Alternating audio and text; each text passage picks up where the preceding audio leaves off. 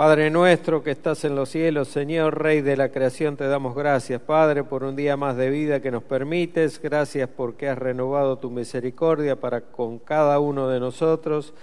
Te doy gracias en lo personal por la vida de mis hermanos que han venido temprano a la escuela bíblica, Señor, a escuchar tu palabra, a aprender de ti, a aprender de lo que dice la declaración de fe de nuestra iglesia, la importancia que tiene ser confesionales, porque nos posiciona dentro de una línea de sana doctrina que han seguido los reformadores desde aquel tiempo hasta el día de hoy. Ayúdanos, Señor, a comprender tu palabra, a atesorarla en nuestros corazones, a tenerla siempre en primer lugar, siempre en alto, así como la iglesia es columna y baluarte de la verdad. Tu palabra, Señor, que more en abundancia en cada uno de nosotros. Te pido que me des de tu sabiduría, esa sabiduría que viene de lo alto, Señor, para que este inútil pueda llegar a ser algo útil para ti, Señor. Gracias te damos, gracias te doy en el precioso nombre de Cristo Jesús, pidiendo tu bendición de principio a fin de esta reunión. Amén y amén. Bueno, habíamos estado viendo como última enseñanza el párrafo 8 del capítulo 8. Habíamos visto hasta el... A ver, acá lo tengo. Hasta el punto 3 inclusive, hasta el apartado 3. Así que voy a leer el párrafo 8 para que podamos entrar en contexto de lo que decía. Y un pequeño repaso vamos a hacer y le quería comentar algunos detalles en cuanto a ciertas afirmaciones que hay en cada versículo que vamos a leer. Dice la declaración de fe: a todos aquellos para quienes Cristo ha obtenido redención eterna, cierta y eficazmente les aplica y comunica la misma, haciendo intercesión por ellos, uniéndoles a sí mismo por su Espíritu. Hasta ahí habíamos visto. Luego dice, revelándoles en la palabra y por medio de ella el misterio de la salvación. De esta parte habíamos comenzado a ver algo. Persuadiéndoles a creer y obedecer, gobernando sus corazones por su palabra y espíritu, y venciendo a todos sus enemigos por su omnipotente poder y sabiduría, de manera y en formas que más coincidan con su maravillosa e inescrutable dispensación, y todo por su gracia libre y absoluta, sin prever ninguna condición en ellos para granjearla, o sea, siendo totalmente inmerecedores de la gracia de Dios hacia nosotros. Habíamos dicho al comienzo, en aquel último domingo, que entramos en un tema doctrinal que es bastante controversial en esta parte, porque estamos hablando de lo que en el TULIP llamamos o llaman la expiación limitada, que yo prefiero llamarla redención particular, porque no es limitar el poder de Cristo para salvar, sino enfocar directamente hacia aquellos, la salvación hacia aquellos a quienes Dios el Padre eligió desde antes de la fundación del mundo. Esa es nuestra posición doctrinal. Sabemos que la Biblia apoya ampliamente esta posición porque fuimos elegidos y predestinados desde antes de la fundación del mundo. Si ustedes leen la carta a los Efesios, desde el capítulo 1, a partir del versículo 3, habla de todo esto.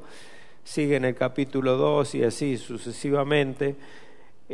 Todo el Evangelio de Juan habla de la elección de Dios hacia nosotros como una obra monérgica.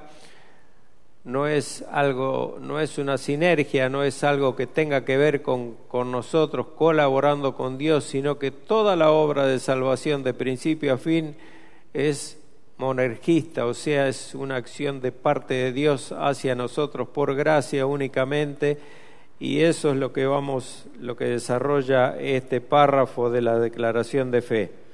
En este caso hace énfasis en la redención particular. Decíamos entonces que los versículos de referencia de la declaración de fe en Juan 6, 37, 39, Juan 10, 15, 16 y 17, 9 apoyan esta posición muy claramente. Además, nuestro Señor como hermano mayor, decíamos entonces que es nuestro intercesor, como ya habíamos visto, ¿no? Y primera de Juan 2, 1 y 2 dice: hijitos míos, estas cosas os escribo para que no pequéis, y si alguno hubiere pecado, abogado tenemos para con el Padre. ¿A quién? A Jesucristo el justo. Y Él es la propiciación por nuestros pecados, y no solo por los nuestros, sino por los de todo el mundo, dice Juan. Y aquí entramos en una aparente contradicción si leemos las cosas de esta manera, como si leyéramos un libro. Tenemos que entrar en contexto y ver sobre todo el contexto de lo que la Biblia viene hablando, lo que Juan más precisamente habló en su Evangelio. Ese todos y ese todo el mundo no se refiere a todos sin excepción, habíamos dicho, sino que se refiere a toda la etnia, toda lengua, pueblo y nación, no solamente a los judíos, porque recuerden que todo lo que se escribió y todo lo que habla cada evangelio sinóptico se refiere a la salvación de todas las etnias del mundo, que se fue revelando progresivamente cuando la iglesia nace, entre comillas, en Hechos 2, la iglesia ya es muy anterior a esto, pero en Hechos 2 se revela, viene el Espíritu Santo sobre los que creen, y ahí comienza la obra del Espíritu Santo, de tal manera que el libro de los Hechos de los Apóstoles se debería llamar la obra del Espíritu Santo, la obra de Cristo resucitado. Sería un término un poco tal vez más apropiado, pero bueno, se llama Hechos de los Apóstoles. En realidad los hechos son generados por el Espíritu Santo obrando de tal manera y con tal poder que hasta los gentiles se convertían, y eso era un asombro para los judíos. Entonces, de esa manera se va revelando, y sabemos que todo el mundo sin excepción no se refiere a todos sin distinción, sino en particular a todas las etnias, pueblo y nación del mundo. Eso queda claro, ya lo tenemos claro. Entonces, aquellos que hemos alcanzado la salvación, podemos decir, como dice Pablo en Romanos 8:34, lo invito a leer Romanos 8:34, dice Pablo: ¿quién es el que condenará? Cristo es el que murió, mas aún el que también resucitó, el que además está a la diestra de Dios, el que también intercede por nosotros.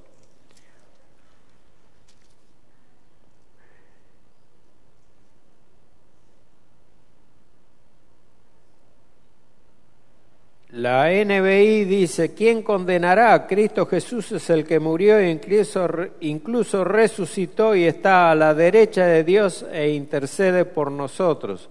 Bastante aproximado el texto a lo que dice la Reina Valera 60.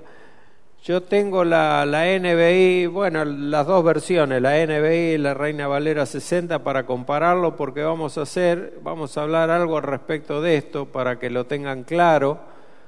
Porque para que no caigan en lo que yo caí en cierto momento, que no conocía bien las Escrituras, no entendía bien el tema de las traducciones, de la Biblia, que son muchas, diversas las traducciones, y tienen distinto tipo de forma de encarar la traducción.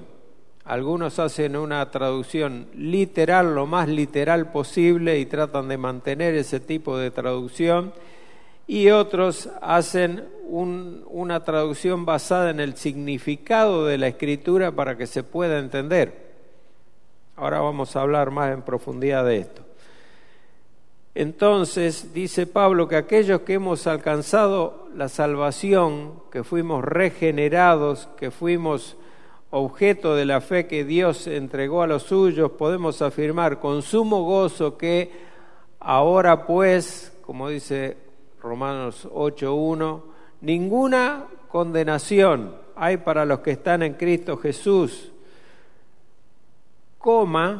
los que no andan conforme a la carne, sino conforme al Espíritu. Porque la ley del Espíritu de vida en Cristo Jesús me ha librado de la ley del pecado y de la muerte. Eso dice Romanos 8:1 y 2. Ahora, respecto a las traducciones de la Biblia, si yo, que tengo la NBI acá, leo el versículo de Romanos, el versículo 1 de Romanos 8, en la NBI leo: por lo tanto, ya no hay ninguna condenación para los que están unidos a Cristo Jesús. Y viene el versículo 2. Pues, por medio de la ley del Espíritu de vida me ha librado de la ley del pecado y de la muerte, dice la NBI. No dice los que no andan conforme a la carne, sino conforme al Espíritu. Esa parte no está, pero sí está en el versículo 4. Leemos, dice: a fin de que las justas demandas de la ley se cumplieran en nosotros, que no vivimos según la naturaleza pecaminosa, sino según el Espíritu.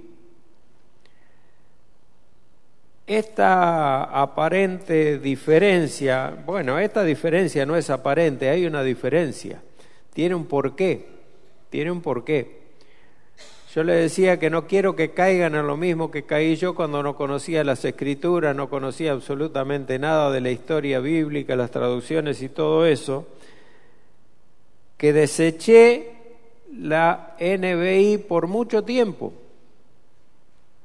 diciendo que era una versión adulterada y casi apócrifa de las Escrituras, porque había versículos completos que no estaban en la NBI y que sí estaban en la Reina Valera. Ahora, esto tiene una razón de ser. La NBI está traducida por lo que se llama la Sociedad Bíblica Internacional. La Sociedad Bíblica Internacional es una sociedad muy seria que viene traduciendo la Biblia desde los tiempos de William Carey hasta ahora.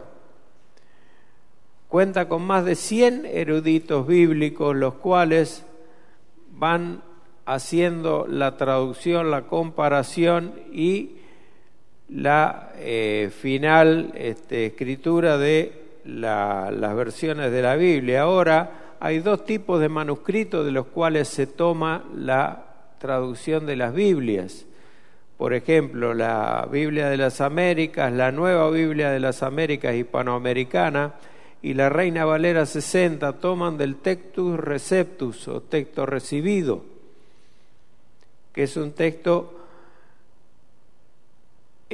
posterior al texto que toma la NBI. La NBI toma del texto llamado texto crítico, que es anterior al Textus Receptus. Es un texto mucho más antiguo.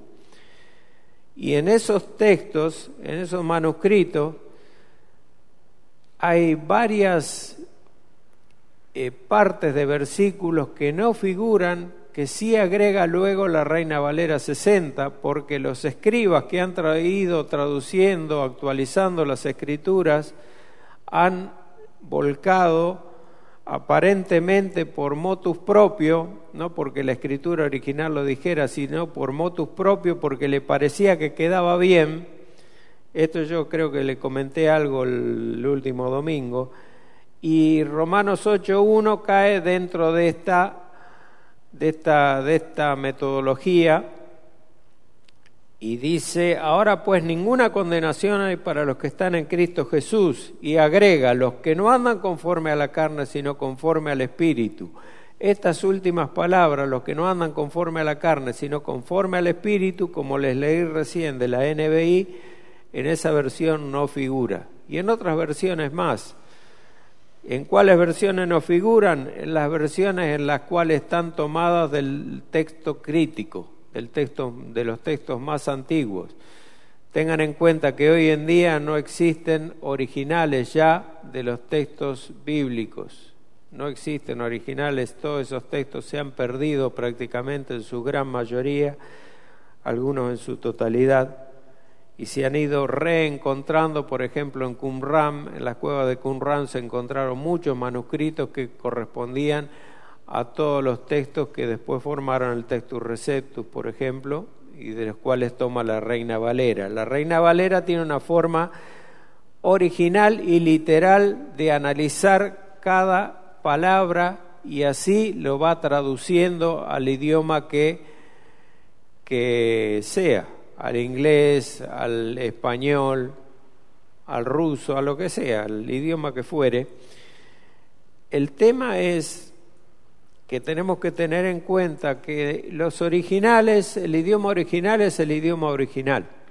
Y yo cuando voy a traducir eso a otro idioma, tengo que caer de alguna u otra forma, queriéndolo o sin querer, tengo que caer en muchas aproximaciones, en muchas estimaciones de lo que quiere decir. O sea, me tengo que ir al tratar de sacar significado de esa palabra que tal vez en otro idioma no existe. Y particularmente el hebreo, el arameo y el griego, que son los tres idiomas en que se escribió la Biblia, son muy ricos en significado de cada palabra, muy ricos y muy amplios. El griego, por ejemplo, una misma palabra tiene una significancia muy grande y muy diferente a veces, dependiendo del contexto en el que se encuentre. Entonces no siempre es lo mismo, no siempre quiere decir lo mismo una palabra estando en un lugar o estando en otro. Y el hebreo todavía conserva esta particularidad y tiene inclusive más amplio espectro en cuanto al significado. Entonces, muy difícil que yo diga que traduzco literalmente lo que la Biblia dice en tal o cual pasaje. Es imposible mantener la literalidad a lo largo de toda la traducción, lo mismo que es imposible mantener la búsqueda del significado durante toda la traducción sin caer en la literalidad. Ninguna de las dos posiciones son absolutas en una traducción. Tenemos que entender esto, y lo más importante es entender el por qué yo traduzco buscando significado. Es simplemente porque Dios, cuando inspiró a través del Espíritu Santo a los escritores a escribir la Biblia, lo inspiró para que la gente que leyera entendiera lo que leía, entendiera la voluntad de Dios para él. Entonces, es muy difícil que yo entienda la voluntad de Dios para mí cuando hago una traducción literal que muchas veces no significa nada y tengo que buscar el significado con versículos paralelos o con pasajes paralelos de la Biblia, porque si no, no encuentro la verdad de lo que Dios me quiere hablar.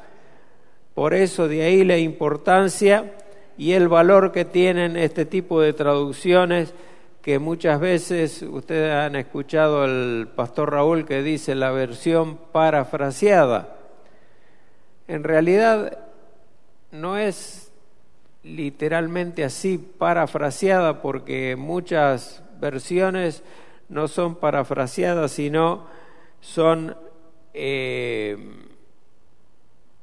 como no me sale la palabra en este momento, pero buscan el significado de la palabra de manera de no hacerla tan literal para que no suene que nos suene, tenía algunos ejemplos, pero no quiero hacerlo más largo.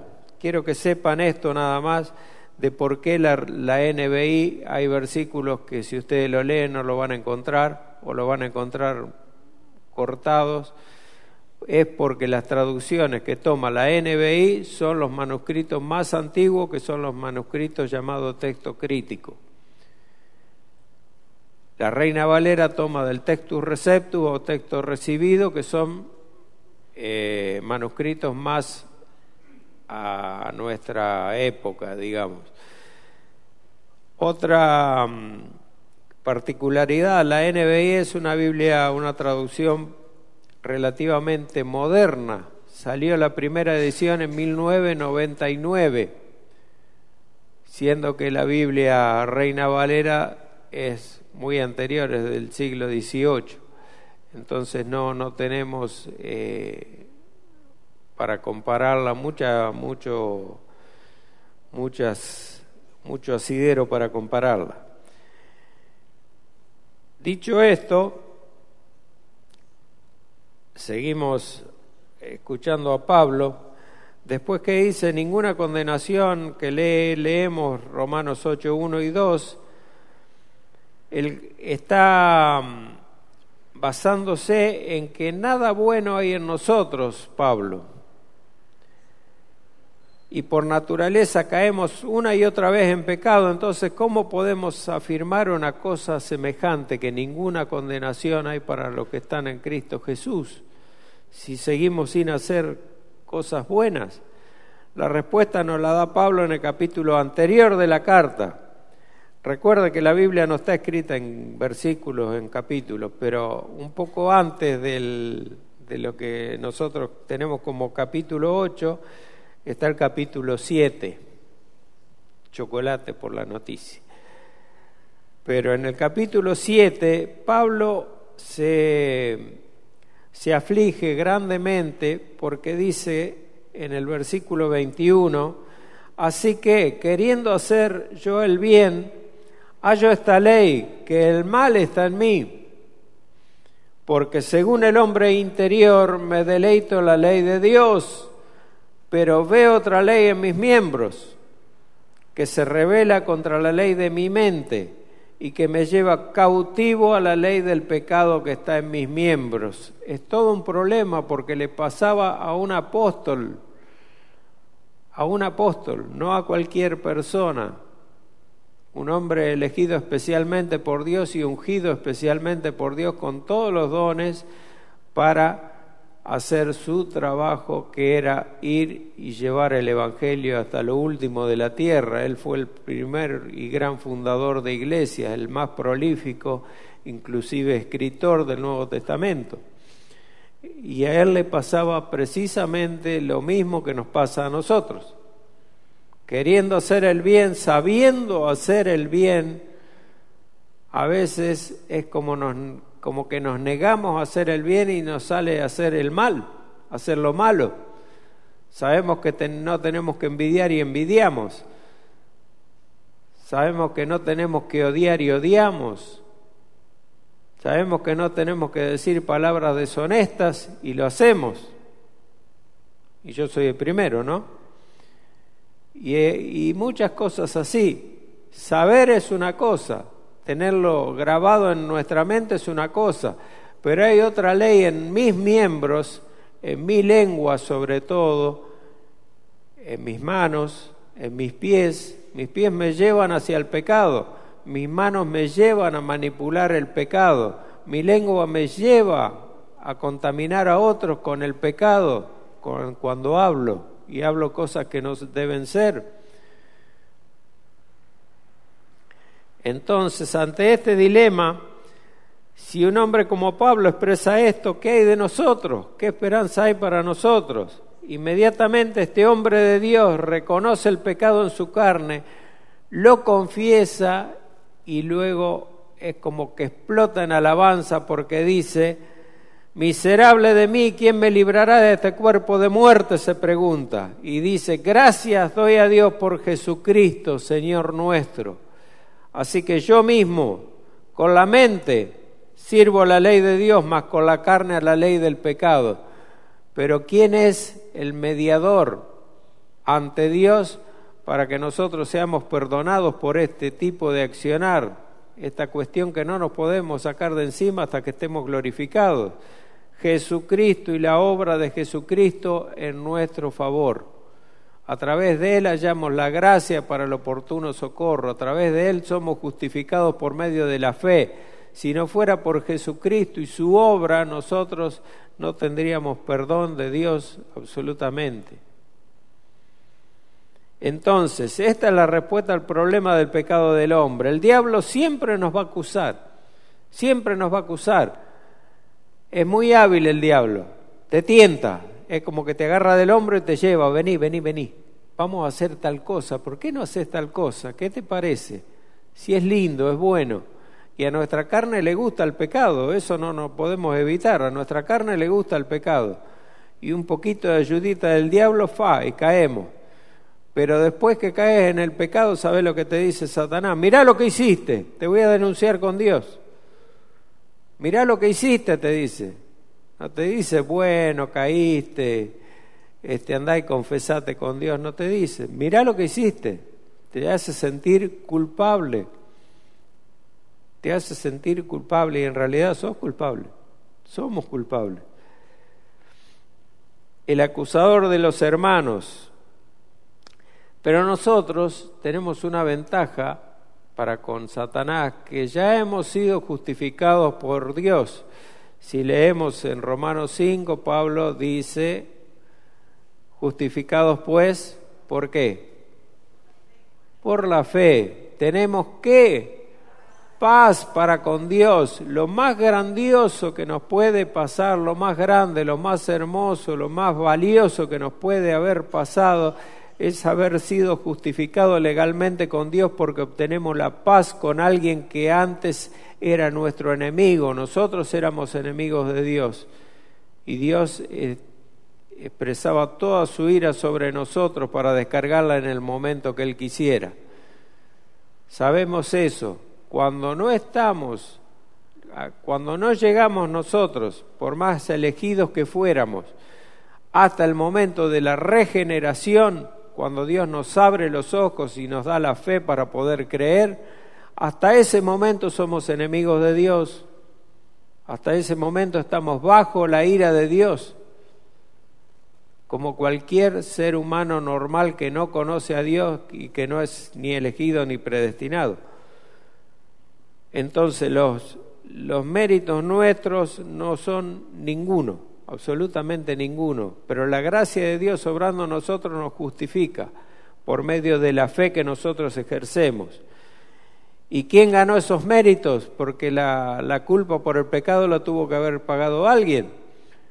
Entonces el que pagó toda la deuda por el pecado fue nuestro Señor Jesucristo, quien murió en lugar nuestro, de cada uno de nosotros los elegidos, no de todo el mundo. Jesús no murió por los cabritos, no murió por las cabras, murió por las ovejas. Él dijo, mis ovejas oyen mi voz y me siguen, y yo les doy vida eterna y no perecerán jamás. No dice mis cabras. Y más adelante Jesucristo en el Evangelio dice, ya lo vamos a leer. Entonces, en Mateo 25, 32 y 34, el que lo tenga que lo lea. Mateo 25, yo voy a tratar de encontrarlo.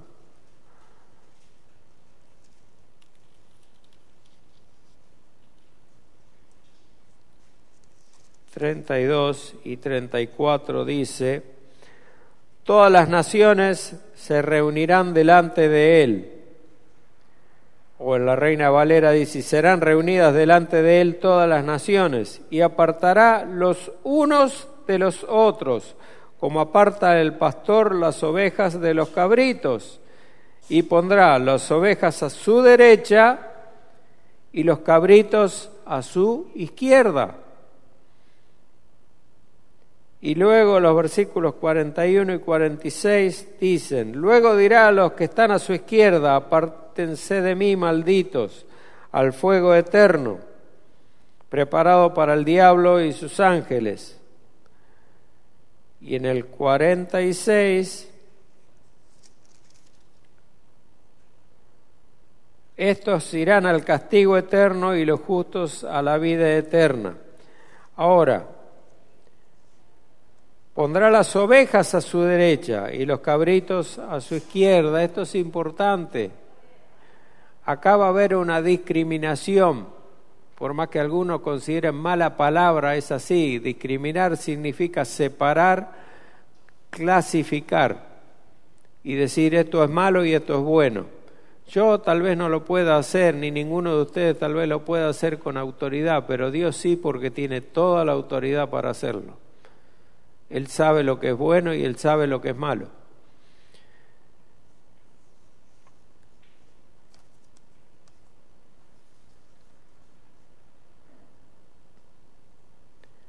El rey dirá a los de su derecha, a los de la izquierda ya sabemos lo que les dijo, a los de su derecha les dirá, venid, benditos de mi Padre, heredad el reino preparado para vosotros desde la fundación del mundo. Y bueno, los de su izquierda les dirá, maldito el fuego eterno preparado para el diablo y sus ángeles. Esta es la separación que Dios hace. Ahora, siguiendo con la declaración de fe en el subpunto 4,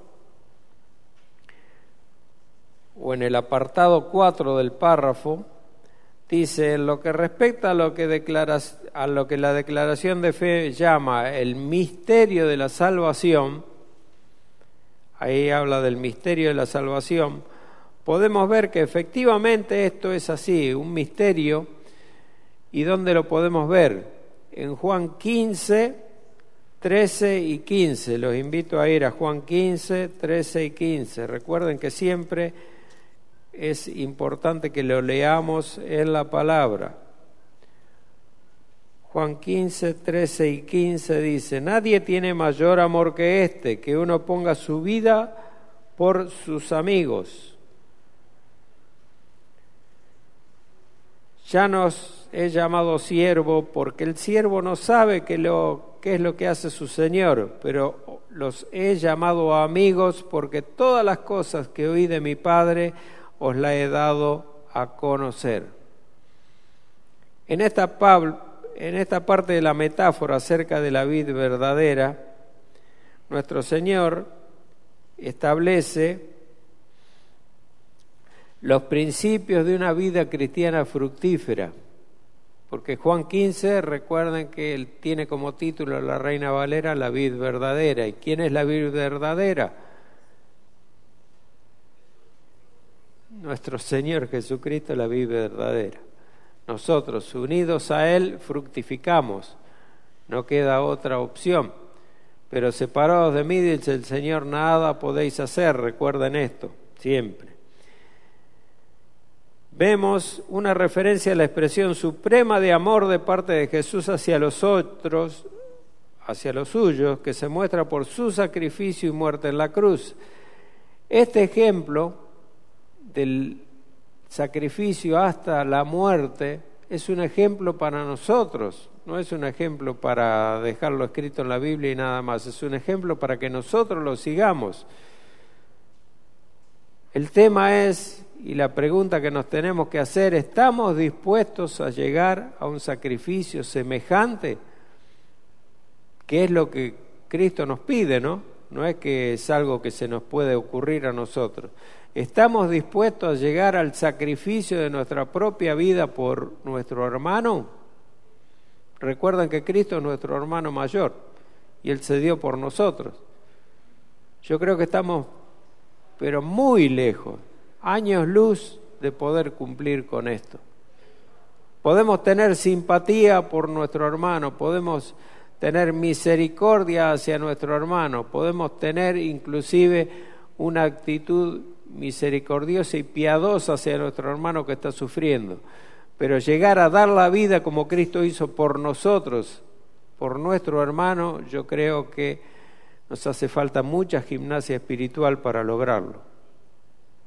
Pero tenemos que apuntar a eso, Para llegar a la excelencia en cada cosa que hagamos, en cada cosa que encaremos, para hacer la voluntad de Dios tenemos que apuntar a la perfección. Sabemos que la perfección no la vamos a alcanzar, pero si no apuntamos hacia la perfección, hacia un imposible, hacia un ideal como el que nos pide la palabra de Dios, no vamos a alcanzar excelencia. O sea, la excelencia para nosotros, llegar a la excelencia es un decir que somos unos inútiles, como dice el Señor, que lo que debíamos hacer hicimos. Nada más que eso. Llegar a la perfección es muy difícil. La perfección la logró nuestro Señor. Algún día podremos llegar a algo parecido, pero no antes de ser glorificados.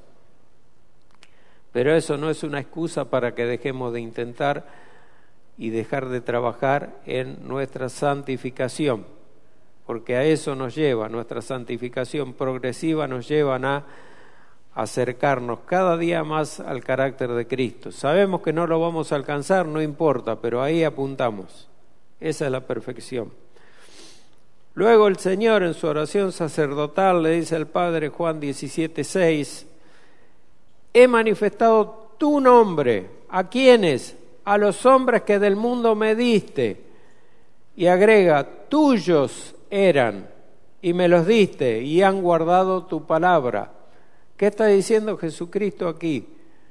Que cada uno ha venido voluntariamente a pedirle a Dios, a hacer una oración y pedirle que lo salve. ¿Alguien ha venido a Dios a pedirle perdón por sus pecados voluntariamente? ¿Alguien ha reconocido voluntariamente quién era delante de Dios? Yo les aseguro que no. ¿Saben por qué? Porque nadie conoce a Dios si no es a través del conocimiento que Él nos transmite cuando nos regenera a través de la obra del Espíritu Santo. Por eso nosotros podemos abrir nuestros ojos y ver, entre comillas, el rostro de ese Dios tan grande. No antes. Por eso que dice Pablo en Romanos 10:11, que no hay quien busque a Dios, que todos se desviaron, dice, que a una se han hecho como inútiles, tardos para oír, duros de corazón. Por eso que es necesario que Cristo, como dice Juan 3, nos cambie el corazón para nacer de nuevo. Luego también Pablo, con respecto al misterio de la salvación, que en eso estamos, en Efesios 1:7-9 dice, en quien tenemos redención por su sangre, hablando de nuestro Señor, el perdón de pecados según las riquezas de su gracia, que hizo sobreabundar para con nosotros en toda sabiduría e inteligencia, dándonos a conocer el misterio de su voluntad, según su beneplácito, el cual se había propuesto en sí mismo. ¿Qué parte aquí es nuestra? ¿Qué parte aquí de todo esto es un mérito del hombre, de la persona? Absolutamente ninguna. Porque todo proviene de Dios. El perdón de pecado por las riquezas de su gracia hizo sobreabundar en nosotros toda sabiduría e inteligencia. ¿Quién? Dios, porque nosotros no la teníamos. Hoy podemos decir, como estamos aprendiendo, ya creo que el último capítulo, que yo me lo perdí, que tenemos la mente de Cristo. Ya sabemos cómo pensar y cómo debemos pensar. Y nos dio a conocer el misterio de su voluntad, no de la voluntad nuestra, porque nuestra voluntad ¿a dónde nos lleva? Al pecado, no a otro lado. Y dice, el cual se había propuesto según su beneplácito, porque le plació a Dios, nadie lo obligó. Nadie ni siquiera le dijo, podemos hacer algo por esta pobre gente. No, a Él se le ocurrió, Él quiso y Él hizo. Y no solo que Él hizo, sino cuando lo quiso. Sin coacción. Y el cual se había propuesto en sí mismo, no por consejo de nadie. Entonces el Padre hizo que la gracia sobreabundara con nosotros, descubriéndonos o dando a conocer experimentalmente en nuestro corazón ese misterio que había estado oculto en todo lo que nosotros llamamos el Antiguo Pacto o el Antiguo Testamento. Y en Romanos 16:25 al respecto Pablo expresa: y al que puede confirmaros según mi evangelio y la predicación de Jesucristo según la revelación del misterio que se ha mantenido oculto desde los tiempos eternos. Por eso era un misterio. Es un misterio, pero no una incógnita que es imposible de resolver. Era un misterio que en algún momento iba a ser revelado cuando Dios quisiera. Y en Colosenses 1:26 y 27 escribe Pablo: el misterio que había estado oculto desde los siglos y edades, pero que ahora es manifestado ¿a quiénes? A sus santos, no a todo el mundo. Recuerden que esto es un alegato, es un enfoque hacia la redención particular. Lo hablamos al principio, ¿verdad? La redención particular, llamada también expiación limitada, pero no es limitada en ningún aspecto, sino es redención particular. Este misterio no es como los misterios de las supersticiones paganas que son descubiertos solamente por los iniciados o por los iluminados, entre comillas. Charlatanes, va. Todos los verdaderos cristianos son iniciados en la sabiduría y el conocimiento de Dios. Todos los verdaderos cristianos, todos los verdaderamente convertidos a Dios, todos los verdaderamente regenerados son los que conocen la voluntad de Dios. Repito, todos y cada uno de los regenerados conocemos lo que es la voluntad de Dios. La voluntad de Dios está revelada en su palabra. Totalmente revelada en su palabra. Por eso la importancia de tener, como les decía hoy recién, más de una traducción de la Biblia. ¿Por qué? Porque existen esos dos tipos de traducciones. Lo que traduce la Biblia literalmente, que hace que en muchas partes nosotros no entendamos lo que la Biblia dice, y las otras traducciones, como la NBI, por ejemplo, que traducen buscando el significado, un equilibrio entre el significado de la Escritura y la literalidad. No es que la NBI sea la mejor traducción, ni la Reina Valera 60 sea la mejor traducción, ni la Biblia de las Américas sea la mejor traducción. Cada cual tiene aciertos y errores, o aciertos y no tan acertados las traducciones, no tan cerca del entendimiento de las traducciones. Pero sí es útil leer en una versión y en otra para tener un cabal conocimiento de lo que Dios dice. Y respecto a la Biblia, les vuelvo a repetir, a la NBI, cuando ustedes vean que faltan versículos, porque hay partes que faltan versículos completos, respecto a la Reina Valera, o versículos mutilados, tengan en cuenta de qué texto están tomando la traducción. La NBI dijimos que ¿cuál texto era que tomaban? El llamado texto crítico, los manuscritos más antiguos. La Reina Valera 60 está tomada del texto recepto o texto recibido, que son posteriores al texto crítico. Por eso la diferencia. Además, la diferencia es la forma de traducir la Escritura. La forma de traducción de la Reina Valera 60 es literal, gramático literal. Entonces, en muchos aspectos se trata de no perder el significado de la palabra, pero se endurece mucho la traducción en cuanto a la comprensión, se dificulta un poco. Las versiones que que el pastor nos llama como versión parafraseada, por ejemplo, la NTV, la NBI misma y algunas otras, Palabra de Dios para Todos, etcétera, etcétera, tratan de buscar el significado de lo que el texto original dice. Y vuelvo a reiterar, ninguna de las dos formas de traducción son la forma literal, porque de ninguna de las dos maneras se puede sostener toda la traducción de la Biblia. Yo no puedo traducir literalmente toda la Biblia en un formato gramático literal, ni puedo traducir toda la Biblia en el formato de interpretación del texto de manera que lo podamos entender, porque nos podemos llegar a alejar de lo que realmente dice el texto. Y tengamos en cuenta también, esto es como un resumen a lo que vimos, que la palabra de Dios está escrita originalmente, Antiguo Pacto, Antiguo Testamento, en hebreo y arameo. En hebreo mayormente, arameo unas pocas partes, en el libro de Daniel y en alguna otra parte de la traducción del libro de Esther también. Y el Nuevo Testamento en griego.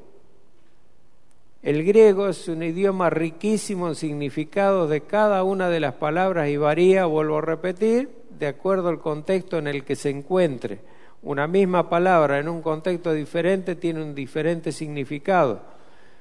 El hebreo es exactamente igual, aunque el hebreo es más amplio y más difícil de traducir literalmente. El hebreo no es fácil de traducir literalmente porque tiene un significado tremendamente amplio en cada una de. Entonces no busquemos perfección en la traducción en alguna de las traducciones de las Escrituras. Si queremos perfección, aprendamos hebreo, aprendamos griego y leamos en los idiomas originales. Y tengan en cuenta también que manuscritos originales ya no existen, lamentablemente. Hay solamente fragmentos. A ver en qué hora estamos. Ya estamos terminando, así que yo dejaría aquí y nos faltaría el punto, el subpunto o el apartado 5, que habla, ya se los leo, el apartado 5 dice: gobernando sus corazones por su palabra y espíritu. El apartado 5 del párrafo 8. Eso es lo que nos faltaría ver, qué quiere decir, explicar un poco y leer los versículos que están asociados a este concepto. Así que vamos a dar gracias al Señor, a ver si me queda algo que podamos ver.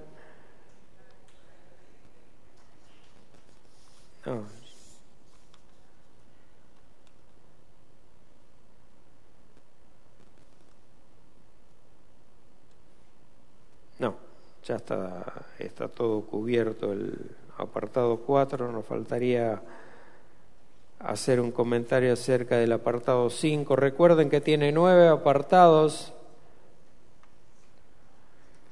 y después de esto viene el párrafo 9 y ya terminamos lo que es Cristo el mediador.